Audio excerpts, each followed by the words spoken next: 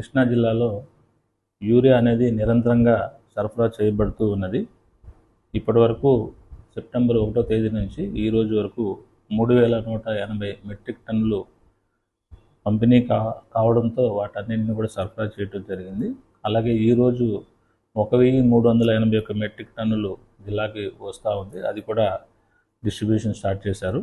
అంతేకాకుండా 1-2 రోజుల్లో ఒక 1200 మెట్రిక్ టన్నులు కూడా ఆ జిల్లాకి, కృష్ణా జిల్లాకి అలాట్ చేయబడింది. అది కూడా డిస్ట్రిబ్యూషన్ చేస్తున్నారు. అలాగే వచ్చే 10 రోజుల్లో 8000 మెట్రిక్ టన్నులు కూడా వచ్చేదానికి ఉంది. కాబట్టి యూరియా సరఫరా గురించి రైతులు ఎటువంటి ఆందోళనకు గురి కావాల్సినటువంటి అవసరం లేదు. వారు విడతల వారీగా వేసేటువంటి ఈ యొక్క యూరియాకి సరైనటువంటి సమయంలో అందరికీ కూడా ఈ యొక్క యూరియా అందుబాటులో ఉంటుంది. వారు అవసరాలకు తగినట్టుగా టోకెన్ విధానం ద్వారా అన్ని పిఎస్సిఎస్లో ఈ యొక్క సరఫరా కొనసాగుతుంది. అర్హత ప్రకారం వారికి ఇచ్చినటువంటి సరైనటువంటి పరిమాణంలో యూరియా అందజేసేందుకు అన్ని చర్యలు కూడా కృష్ణా జిల్లాలో చేపట్టబడుతూ ఉన్నాయి. అంతేకాకుండా అనధికారికంగా ఎవరైనా సరే యూరియా నిల్వ చేసినా కూడా, అలాగే అక్రమ రవాణాకి పాల్పడినా, అలాగే సామాజిక మాధ్యమాల్లో, ప్రింట్ అండ్ ఎలక్ట్రానిక్ మీడియాలో ఎవరైనా సరే అవాస్తవాలు ప్రచారం చేసినట్లయితే వారి మీద చట్టపరంగా కఠినమైనటువంటి చర్యలు తీసుకోబడతాయని తెలియజేస్తూ ఉన్నాము.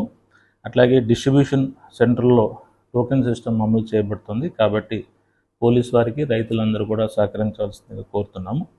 అట్లాగే రైతుల హక్కులు, ప్రయోజనాలు కాపాడేందుకు కృష్ణా జిల్లా నిరంతరంగా దాంట్లో నిమగ్నమై ఉన్నది.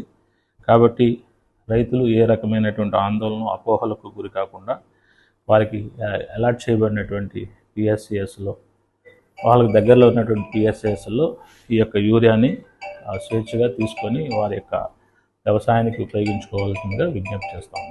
Thank you. నమస్తే ఫ్రెండ్స్, నేను మీ రూపిణి. మీ అందరూ చాణక్య ఛానల్లో వీడియోస్ చూస్తున్నారు కానీ వాటికి లైక్ చేయట్లేదు అండ్ సబ్స్క్రైబ్ చేయడం మర్చిపోతున్నారు. మీరు కనుక చాణక్య ఛానల్కి సబ్స్క్రైబ్ చేస్తే మాకు ఇంకా మంచి వీడియోస్ని, న్యూసెస్ని చేయడానికి మాకు మోటివేషన్ ఉంటుంది. Thank you and don't forget to subscribe Chanakya channel.